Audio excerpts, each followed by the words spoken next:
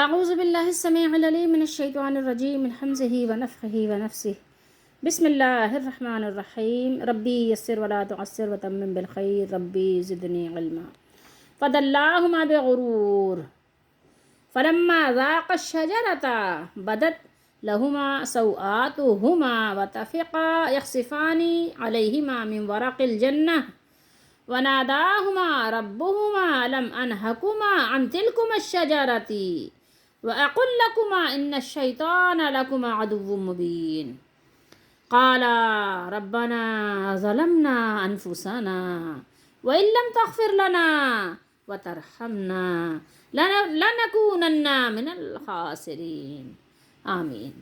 دعا ہے یہ، آمین اس لیے کہا کہ یہ دعا بھی ہے، ربنا سے دعا ہے۔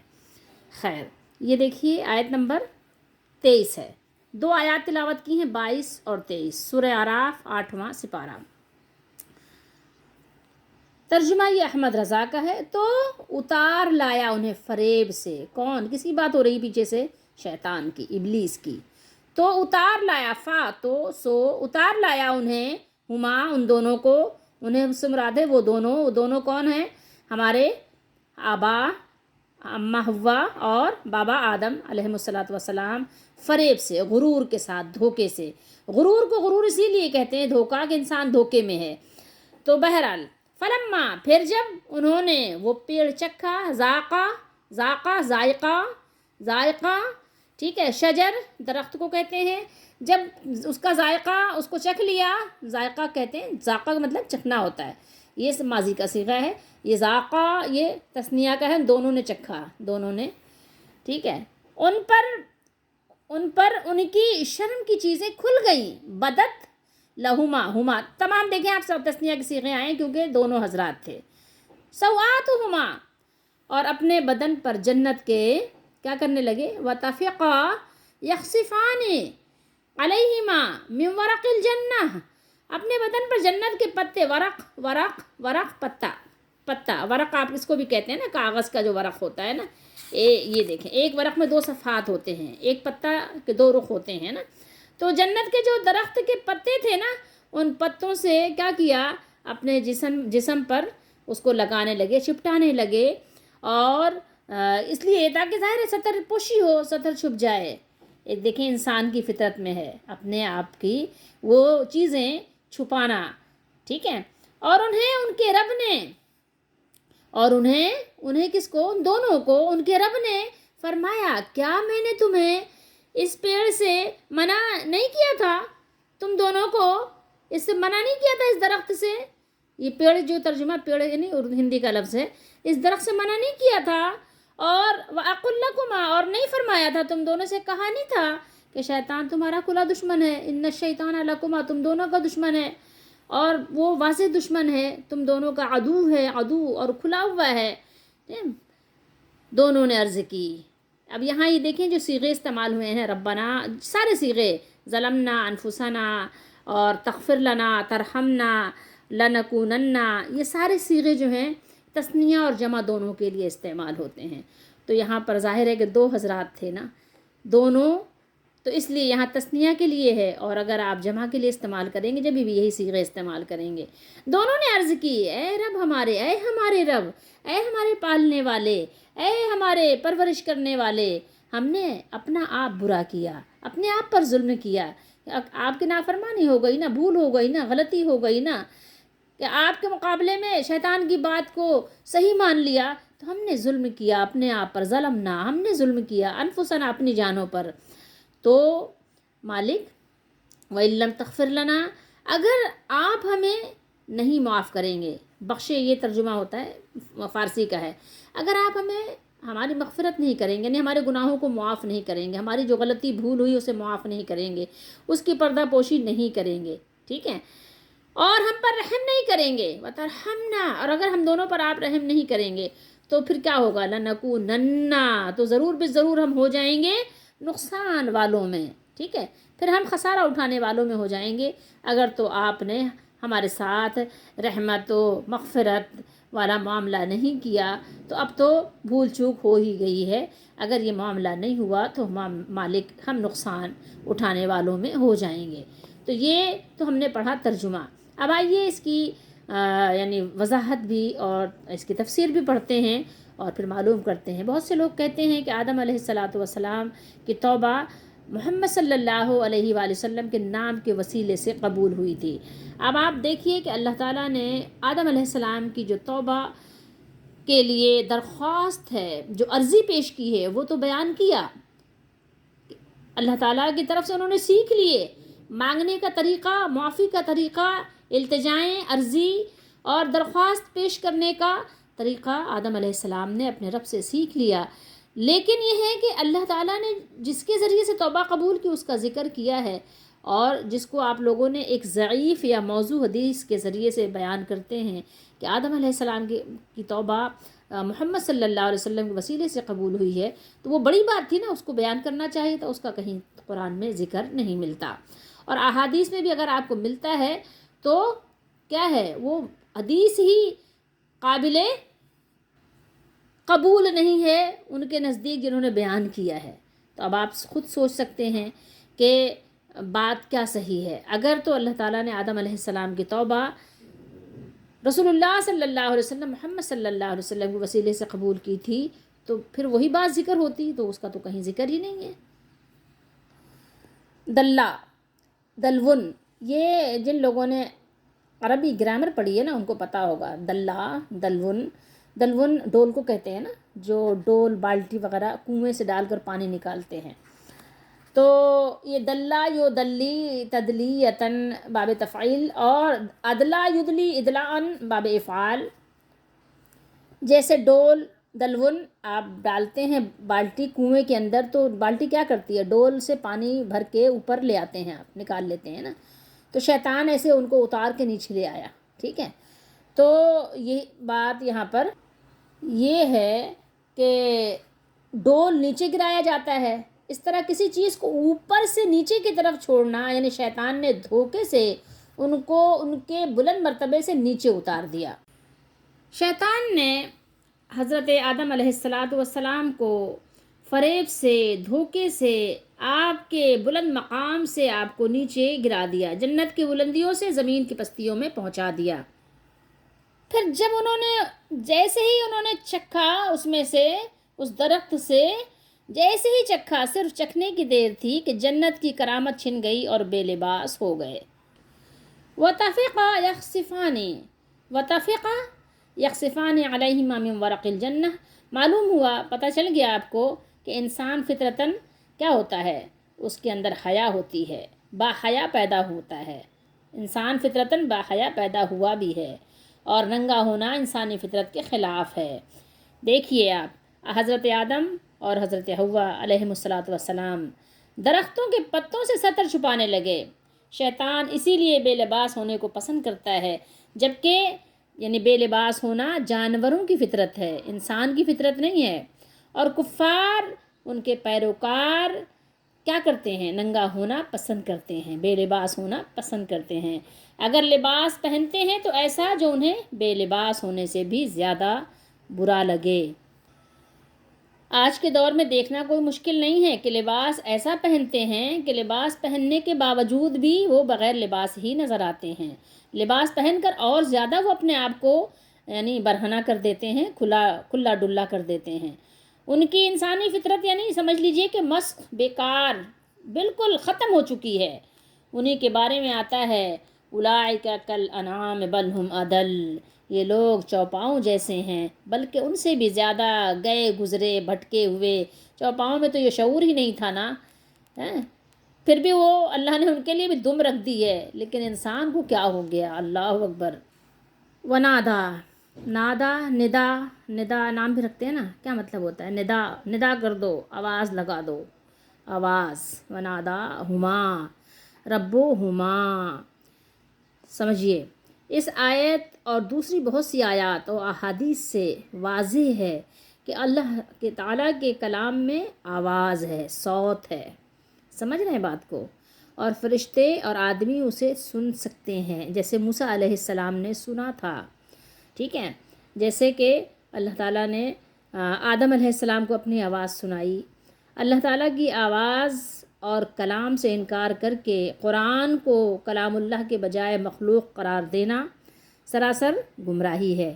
امام احمد بن حنبل رحمہم اللہ نے اپنی عظیم استقامت کے ساتھ ساتھ قرآن و سنت کے دلائل سے تمام دنیا کے سامنے اس بات کا غلط ہونا ثابت فرماتے رہے اور فرما دیا۔ سورہ بقرہ آیت نمبر 37 ہے، اللہ تعالیٰ نے یہاں فرمایا فتلقى آدم من ربہ، آدم علیہ السلام نے سیکھے، پھر سیکھ لیے آدم علیہ السلام نے سیکھ لیے اپنے رب سے، اپنے رب سے کیا سیکھے؟ کلمات، کچھ کلمات سیکھ لیے۔ تو اللہ نے اس کی توبہ قبول کی۔ اللہ نے کس کی؟ آدم علیہ السلام کی، بی بی حوا کی توبہ قبول۔ فتاب علیہ انہ هو التواب الرحیم، بے شک وہی ہے بہت توبہ قبول کرنے والا، بہت رحم کرم مہربانی فرمانے والا، وہ تواب ہے، توبہ قبول فرمانے والا۔ تو یہ دیکھیے کہ اللہ تعالیٰ نے فرمایا کہ آدم علیہ السلام نے اپنے رب سے کچھ کلمات سیکھ لیے، ٹھیک ہے، معافی مانگنے کا طریقہ سیکھ لیا۔ تو جو یہاں پر یہ بات ہوئی ہے اس کی ڈیٹیل آپ کو کہاں مل رہی ہے؟ سورہ اعراف میں، سورہ اعراف کے آیت نمبر 23 میں آپ کو یہ بات مل رہی ہے کہ آدم علیہ السلام نے اپنے رب سے کیا سیکھا تھا، کون سے کلمات سیکھے تھے، کون سی چیز سیکھی تھی جس کے ذریعے سے اللہ نے ان کی توبہ قبول کی، اور وہ اللہ نے فرمایا کہ وہ تواب ہے۔ تو یہاں پر آپ کو یہ پوری بات معلوم ہو جائے گی کہ آدم علیہ السلام نے اپنے رب سے کیا سیکھا، اور اللہ تواب الرحیم ہے۔ اور اس میں سیکھنے کے لیے ہمارے پاس بہت کچھ ہے، اور بہت کچھ ہمیں سیکھنا بھی چاہیے کہ انسان کو کس طرح ہونا چاہیے۔ ابھی آگے یہ تفصیل چل رہی ہے اور چلے گی، ابھی یہ چلے گی تفصیل آگے سورہ اعراف میں، پھر اس کے بعد ہم اور بہت سے مقامات پر یہ واقعہ پڑھیں گے مختلف انداز سے۔ تو یہاں دیکھیے کہ آدم علیہ السلام اور ابلیس کا فرق بتایا گیا ہے، یعنی انسان اور شیطان کا فرق ہے۔ انسانوں میں بھی شیطان ہے، وہ ہم سورہ انعام میں پیچھے پڑھ آئے ہیں۔ یہاں دیکھیے انسانوں میں کیا ہونا چاہیے؟ عجز ہونا چاہیے، جیسے کہ آدم علیہ السلام میں تھا عجز، اعتراف گناہ کہ ہاں غلطی ہو گئی، اللہ تعالیٰ کے سامنے اپنی محتاجی کا اظہار بھی ہونا چاہیے، اور مغفرت کی درخواست بھی ہونی چاہیے۔ لیکن ادھر کیا تھا؟ شیطان اور ابلیس کے پاس کیا تھا؟ تکبر، اپنے گناہ پر کیا کرنا تھا؟ اور اڑ جانا تھا، ضدی ہو جانا تھا، اصرار، آئندہ مزید نافرمانی کرنے کے ارادے کا اظہار بھی تھا، اور مہلت کی درخواست مانگی گئی تھی کہ مہلت دے دیجئے تو اور ان لوگوں کو پھر ان کے ساتھ جو کروں گا تو پھر دنیا دیکھے گی، ٹھیک ہے۔ اسی طرح یہاں پاک فطرت ہونے کی بنا پر قسم کھانے کی وجہ سے دشمن پر بھی اعتبار کر لیا، وہاں حسد کی وجہ سے بے گناہوں سے بھی دشمنی ہے۔ آدم علیہ السلام تو کیا ہے، آدم علیہ السلام نے تو کچھ بھی ابلیس کو نقصان نہیں پہنچایا نا۔ اللہ تعالیٰ کی بے نیازی دیکھیے کہ دوست کی دعا بھی قبول کی اور دشمن کی بھی التجا درخواست کو قبول کر لیا۔ یقیناً اس میں کیا ہے، ایک حکمت ہے اس رب العالمین کی طرف سے، بے شمار اور بہت ساری حکمتیں بھی ہیں، اور حکمتیں تھیں بھی اور ہیں بھی۔ عبد الرزاق نے قتادہ سے روایت کیا ہے کہ حضرت آدم علیہ السلام نے عرض کی، اے اللہ اگر میں توبہ و استغفار کر لوں تو اللہ تعالیٰ نے فرمایا کہ پھر میں آپ کو جنت میں داخل کر دوں گا۔ اور اس کے برعکس ابلیس نے توبہ کی بارے میں کوئی سوال نہیں کیا، بلکہ یہ سوال کیا کہ اسے مہلت دے دی جائے، اور دونوں نے جو سوال کیا اسے پورا کر دیا گیا۔ تفسیر عبد الرزاق۔ آدم علیہ السلام تو نبی تھے، اور بی بی حوا ظاہر ہے نبی کی زوجہ تھیں، لیکن آپ اور میں تو مکمل گناہوں کا، خطاؤں کا پتلا ہیں۔ آپ اور میں تو ہر وقت غلطیاں کرتے ہیں، تو ہمیں تو ہر وقت اپنے رب سے معافی مانگنی چاہیے۔ یہ دعا یاد کر لیں، اس دعا کو پڑھا کریں۔ لیکن ہمارا پڑھنا کیسے ہونا چاہیے؟ ایسے تو نہیں کہ جناب پڑھ بھی لیا اور کچھ سمجھ بھی نہیں آئی، نہیں ایسے نہیں، بلکہ سمجھیں ربنا، اے ہمارے رب، اے ہمارے پالنہار، اے ہمیں پالنے والے، اے ہمارے پالنے کا تمام انتظام کرنے والے، بے شک ہم نے ظلم کیا اپنی جانوں پر، ہم نے نقصان پہنچایا اپنے آپ کو، ہم نے خطائیں کی ہیں، ہم نے گناہ کیے ہیں، آپ تو بہت معاف کرنے والے ہیں۔ کس پر کیا؟ اپنے آپ پر ہی کیا، انفس اپنی ہی جانوں پہ کیا ہے، کسی اور پر تو جو کرتے ہیں وہ تو کرتے ہی ہیں، لیکن کسی اور کو نقصان پہنچا کر اپنے آپ کو ہی اصل میں نقصان پہنچاتے ہیں۔ کبھی انسان ڈائریکٹ کبھی انڈائریکٹ اپنے آپ کو ہی نقصان پہنچا رہا ہوتا ہے۔ گناہ اور خطا ہمیشہ انسان کو اپنے آپ کو نقصان پہنچاتے ہیں، دوسروں کو تو شاید وہ پہنچا سکیں یا نہ پہنچا سکیں یا بعد میں پہنچائیں، لیکن اگر آپ کچھ بھی اللہ کی نافرمانی کرتے ہیں تو سب سے پہلے اپنے آپ کو آپ نقصان پہنچاتے ہیں اگر آپ توبہ نہیں کرتے۔ اور دیکھیے درخواست کرنا کہ مالک اگر آپ نے مجھے معاف نہیں کیا، اگر آپ نے ہمیں معاف نہیں کیا، اگر آپ نے ہم سب کو معاف نہیں کیا، ہمیں، ہمارے گھر والوں کو، ہمارے بچوں کو، ہم سب کو اگر مولا آپ نے معاف نہیں کیا تو پھر ہمارا معاملہ تو بہت ہی یعنی سمجھ لیں کہ نقصان والا ہو جائے گا۔ وَتَرْحَمْنَا، صرف معاف نہیں کرنا ہے بلکہ ہم پر رحم کرنا ہے۔ اللہ تعالیٰ سے صرف معافی نہیں بلکہ رحمت بھی مانگنی ہے۔ قرآن میں جگہ جگہ اللہ تعالیٰ نے فرمایا، اور اللہ سے بڑھ کر کوئی رحم کرنے والا نہیں ہو سکتا۔ اللہ نے خود قرآن میں فرمایا ہے، رب اغفر وارحم وانت خیر الراحمین۔ اللہ تعالیٰ سب رحم کرنے والوں سے بڑھ کر رحم کرنے والے ہیں، اللہ سے بڑھ کر کوئی رحم ہم پر نہیں کر سکتا۔ وترحمنا، اگر آپ نے ہم پر رحم نہیں کیا، آپ نے ہماری بخشش، ہماری مغفرت، ہماری معافی نہیں کی، آپ نے ہم پر رحم نہیں کیا، تو لازمی بات ہے، یہ ضروری بات ہے کہ پھر ہم خسارے والوں میں ہو جائیں گے، ہم نقصان والوں میں ہو جائیں گے۔ تو ہمیں یہ دعا غور و فکر کے ساتھ اس کے ترجمے کو سمجھتے ہوئے اور اپنے مالک کی بزرگی، اس کی عظمت کو سامنے رکھتے ہوئے اللہ کے سامنے گڑ گڑا کر یہ دعا مانگنی چاہیے تاکہ اللہ تعالیٰ ہماری خطاؤں کو معاف فرما دیں۔ تو دیکھیے اللہ تعالیٰ نے یہاں پر آدم علیہ السلام کی وہ دعا ذکر فرمائی کہ جس دعا کے ذریعے سے اللہ تعالیٰ نے ان کی توبہ قبول فرمائی تھی، اور جو ہم نے آپ کو بتایا کہ سورہ بقرہ کی آیت نمبر 37 میں ہم نے پڑھا، فتلقى آدم من ربه كلمات فتاب عليه انه هو التواب الرحیم۔ یہ میں نے سورہ بقرہ میں آپ کو دکھایا بھی تھا، سنایا بھی تھا، پڑھا بھی تھا، پڑھایا بھی تھا کہ آدم علیہ السلام نے اپنے رب سے چند کلمات سیکھ لیے، تو وہ کلمات یہاں پر اللہ نے بیان فرمائے کہ کیا سیکھ لیے۔ اور جو میں نے آپ کو وہ حدیث سنائی تھی کہ وہ موضوع کے درجے میں حدیث ہے کہ جو مستدرک حاکم میں بیان ہے کہ آدم علیہ السلام نے عرش پر لا الہ الا اللہ محمد الرسول اللہ لکھا ہوا دیکھا، اور محمد الرسول اللہ صلی اللہ علیہ وسلم کے وسیلے سے دعا مانگی تو ان کی توبہ قبول ہوئی۔ لیکن آپ یاد رکھیے، اس کے بارے میں خود محدثین نے اور ذہبی وغیرہ نے اسے موضوع من گھڑت کہا ہے کہ من گھڑت ہے۔ اس روایت کے راوی عبد الرحمن بن زید بن اسلم کے متعلق خود امام حاکم نے، جن کی یعنی حدیث ہے آپ پڑھ کر لوگوں کو گمراہ کرتے ہیں، ان کی خود یہ یعنی کہنا چاہیے کتاب میں، ان کی اپنے خود کتاب میں انہوں نے کیا اس کے بارے میں کہا ہے میں آپ کو بتاتی ہوں۔ کتاب ہے ان کی المدخل الی الصحیح میں فرمایا ہے انہوں نے کہ وہ اپنے باپ سے موضوع یعنی من گھڑت روایات بیان کرتا ہے۔ کون؟ جس کا بھی میں نے نام بتایا آپ کو، جن سے صاف معلوم ہوتا ہے کہ وہ اس کی گھڑی ہوئی ہیں۔ یہ روایت بھی اس نے اپنے باپ سے بیان کی ہے۔ قرآن و حدیث میں آپ خود پڑھیں، پڑھ کر دیکھیں، بے شمار بہت سی آپ کو بلکہ ہر صفحے پہ دعائیں سکھائی گئی ہیں، بہت سی دعائیں آئی ہیں، سب میں براہ راست ڈائریکٹ اللہ سے مانگنا سکھایا گیا ہے۔ کسی بھی نبی علیہ السلام کا، کسی ولی کا واسطہ وسیلہ نہیں بتایا گیا۔ آپ دیکھ سکتے ہیں جہاں بھی آپ کو دعا سکھائی گئی، کوئی ایک دعا اگر آپ قرآن مجید میں اٹھا کر دکھا دیں، ایک دعا، صرف ایک دعا، چھوٹی سی دعا ایک دکھا دیجئے کہ جو اللہ نے کسی نبی کے وسیلے سے یا کسی ولی کے وسیلے سے سکھائی ہو، کوئی ایک دعا، چیلنج ہے، ساری زندگی آپ قرآن میں ڈھونڈتے رہیں آپ کو نہیں ملے گی، ٹھیک ہے؟ قیامت تک کا تو کہنا بیکار اس لیے ہے کہ قیامت تک آپ کسی کو چیلنج نہیں کر سکتے، کیونکہ قیامت تک آپ نے نہیں رہنا۔ آپ اپنی زندگی اس کی زندگی تک کہیں، کیونکہ جس کو آپ چیلنج کر رہے ہیں نہ تو وہ قیامت تک رہنا ہے اس نے، اور نہ آپ نے قیامت تک رہنا ہے۔ آپ کی بھی زندگی مختصر ہے، محدود ہے، اور اس کی زندگی بھی جس کو آپ چیلنج کر رہے ہیں۔ تو اپنی زندگی میں پوری زندگی وہ محنت اور کوشش کرے کہ قرآن مجید سے دعا نکالے ایسی کہ جس میں کوئی وسیلے کے ساتھ دعا سکھائی گئی ہو کہ اے اللہ فلاں کے وسیلے سے مجھے یہ عطا فرما، فلاں کے وسیلے سے اللہ عطا فرما۔ جہاں بھی دعا سکھائی گئی یا تو قل سے سکھائی گئی، یوں عرض کرو، یا تو ربی سے سکھائی گئی، یا تو انتا سے سکھائی گئی، یا تو ربنا سے سکھائی گئی، یا تو اللہم سے سکھائی گئی۔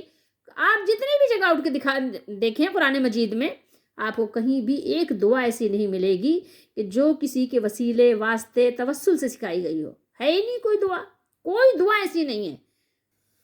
اور بے شمار دعائیں 70 سے زائد مقام پر تو میں نے اس کاؤنٹ کیا ہے قرآن مجید میں کہ ربنا سے دعا سکھائی گئی ہیں، ربنا سے 70 سے زائد مرتبہ ربنا سے. آپ دیکھ لیں قرآن مجید میں، آپ کو اندازہ ہو جائے گا. 10 مرتبہ تو صرف سورہ آل عمران میں ہے اور 10 مرتبہ سورہ بقرہ میں ہے ربنا سے دعا سکھائی ہے اللہ نے. تو آپ دیکھیں، آپ کو پتہ چل جائے گا کہ اللہ تعالیٰ نے کہاں پر کون سے وسیلے سے دعا سکھائی ہے. اس کے علاوہ ایک بات اور بھی ہے قابل غور ہے کہ میں نے آپ سے پہلے بھی کہا، ابھی بھی دیکھیں دوبارہ، مطلب ریمائنڈر لگا لیں اپنے دماغ میں، بار بار اس کو سمجھیں کہ جو چیز اہم ہوتی پہلے وہ بیان کی جاتی ہے. تو اگر اللہ تعالیٰ نے آدم علیہ السلام کی دعا وسیلے سے قبول کی تھی تو یہاں بیان وہی ہونا چاہیے تھا. جیسا کہ اللہ تعالیٰ کی شان ہے کہ وہ اہم بات کو اللہ تعالیٰ بیان فرماتے ہیں، غیر اہم بات کو اللہ تعالیٰ بیان نہیں کرتے. آدم علیہ السلام نے درخت سے کھایا تھا، اللہ نے ان کو درخت سے منع کیا تھا، یہ بیان ہوا. یہ نہیں بیان ہوا درخت کون سا تھا، وہ بات اہم نہیں تھی کہ درخت کون سا تھا، وہ بات اہم نہیں تھی تو اللہ نے اس کو نہیں بیان کیا. درخت سے کھایا تھا، یہ بیان کیا ہے. قرآن مجید میں آپ جب بھی غور کریں گے تو یہی بات ہوتی ہے کہ جو خاص بات ہوتی ہے، اہم بات ہوتی ہے، ضرورت کی بات ہوتی ہے، وہ بیان ہوتی ہے. غیر ضروری بات یہ اللہ کی شان ہی نہیں ہے کہ وہ بیان ہو.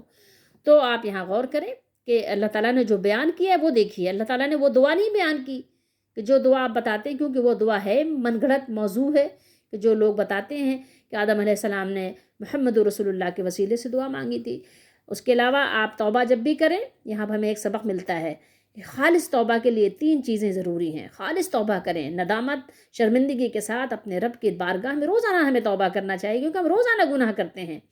ایک تو یہ کہ اپنے گناہ کے نقصان کا ہم احساس کریں، اس پر ہمیں ندامت بھی ہو، شرمندگی بھی ہو، افسوس بھی ہو، اور آئندہ گناہ نہ کرنے کا ہمارے اندر عزم مصمم ہو، عزم ہو، ایک ارادہ ہو، پختہ ارادہ، پکا ارادہ ہو کہ آئندہ انشاءاللہ اللہ نے چاہا تو ہرگز نہیں کریں گے، اس کے قریب نہیں پھٹکیں گے. فتح علیہ سے معلوم ہوا کہ گناہ کے اثرات لازمی اور طبعی نہیں ہوئے کہ لا محالہ ان کے نتیجے میں سزا مل کر ہی رہے، کیونکہ اللہ تعالیٰ کیا ہے؟ اللہ تعالیٰ توبہ قبول کرنے والے ہیں. اللہ تعالیٰ توبہ قبول کرنے والے ہیں. فتاب علیہ. ٹھیک ہے، تو ضروری نہیں ہے کہ آپ نے گناہ کر لیا تو آپ کو سزا ہی ملے گی، سزا کے بغیر آپ کو گناہ معاف نہیں ہوگا، بلکہ یہ اللہ تعالیٰ کے اختیار میں ہے، چاہے تو گناہ کی سزا دے اور چاہے تو معاف کر دے. لیکن مجھے اور آپ کو کیا کرنا ہے؟ توبہ کرنا ہے. توبہ کر لیں گے تو کیا ہے؟ گناہ کا اثر ختم کر دیا جاتا ہے، پھر گناہوں کا اثر باقی نہیں رہے گا. ٹھیک ہے، تو اس لیے ہمیں چاہیے کہ ہم توبہ کریں، معافی مانگیں، جان بوجھ کر گناہ کریں بھی نہیں، جان بوجھ کر گناہ کے پاس جائیں بھی نہیں، جان بوجھ کر ایسی محفل میں جائیں بھی نہیں جہاں گناہ ہو جانے کا اندیشہ یا خطرہ ہو. خطرہ مول لینا یہ اچھی بات بھی نہیں ہے. یہ جو لوگ کہتے ہیں نا کہ نو رسک نو گیم، یہ غلط ان کی محاورہ اور غلط کہاوت ہے. زندگی میں رسک نہیں ہے. ٹھیک ہے، اگر آپ نے رسک لے لیا 1%، 1% بھی اگر آپ کو امید ہے کہ یہ کچھ غلط ہو سکتا ہے، تو وہ 1% بھی کبھی آپ کے 99 کو تبدیل کر دیتا ہے. تو اس لیے آپ نے کبھی بھی خطرہ مول نہیں لینا، وہ بھی ایسا کہ اللہ کی ناراضگی کا باعث بن جائے، جہنم کا باعث بن جائے، ہرگز نہیں. دیکھیے انبیاء علیہ الصلوۃ والسلام کی شان پہ غور کیجئے، اور مجھے اور آپ کو اس میں سے سبق بھی لینا ہے، کیونکہ انبیاء آتے اسی لیے ہیں کہ میں اور آپ ان کو رول ماڈل بنائیں. ان کا تذکرہ ہی قرآن میں اس لیے ہے تاکہ میں اور آپ ان کے پیچھے چلیں، ان کے نقش قدم پہ چلیں. بار بار ہمیں اور آپ کو دعوت دی گئی ہے، شیطان کے نقش قدم پہ چلنے سے منع کیا گیا ہے. آدم علیہ السلام تو آپ دیکھیے کہ صرف کیا کیا تھا؟ صرف ذائقہ، اللہ نے کیا فرمایا ہے؟ ذائقہ ہی تو فرمایا ہے، صرف چکھا ہی تو تھا، صرف زبان پہ ہی رکھا تو تھا وہ جس کو منع کیا گیا تھا. ذائقہ شجرہ تھا، اس شجر کی جو بھی چیز تھی اللہ تعالیٰ نے صرف اس کو زبان پہ فرمایا کہ آدم علیہ السلام نے صرف رکھا ہی تھا. اتنے ہی میں آپ دیکھیں بڑے لوگوں کا بڑا مقام ہوتا ہے. کبھی آپ دنیا میں کہہ دیتے ہیں نا کہ اللہ کیا ہم ہی تھے کہ نعوذ باللہ، کہ سارے امتحانات ہمارے ہی نہیں ہیں کیا؟ اللہ ہم اتنے تکلیف میں کیوں ہیں؟ ہماری روزی تنگ کیوں ہے؟ ہمیں کیوں بیماری لگی ہے؟ ہم کیوں پریشان حال ہیں؟ فلانا تو دیکھو اتنا گناہ کرتا ہے، اتنا خوش ہے. نعوذ باللہ ہم اس طرح کی باتیں کر دیتے ہیں. لیکن آپ یہ دیکھیے کہ میں اور آپ کتنے گناہ کرتے ہیں دن بھر میں، پھر اللہ تعالیٰ کی معافی، پھر اللہ تعالیٰ کی رحمت ہمیں ملتی ہے. اور آدم علیہ السلام نے صرف چکھا ہی تھا. حالانکہ آدم علیہ السلام کو بنایا ہی کس لیے گیا تھا؟ خلیفہ، انی جاعل فی الارض خلیفہ، ان کو فی الارض زمین کے ہی لیے بنایا گیا تھا، ان کو زمین پہ آنا ہی تھا. یہ ہم انشاءاللہ اگلی نشست میں جب بات کریں گے، جب آیت نمبر 24 اور 25 پڑھیں گے تو ہم آپ کو بتائیں گے، پھر مزید آگے پڑھیں گے تو بتائیں گے کہ آدم علیہ السلام کا 2 طریقہ تھا دنیا میں آنے کا. تو دو طریقے کے ساتھ آدم علیہ السلام دنیا میں آ سکتے تھے اور ایک طریقے کو اختیار کیا گیا.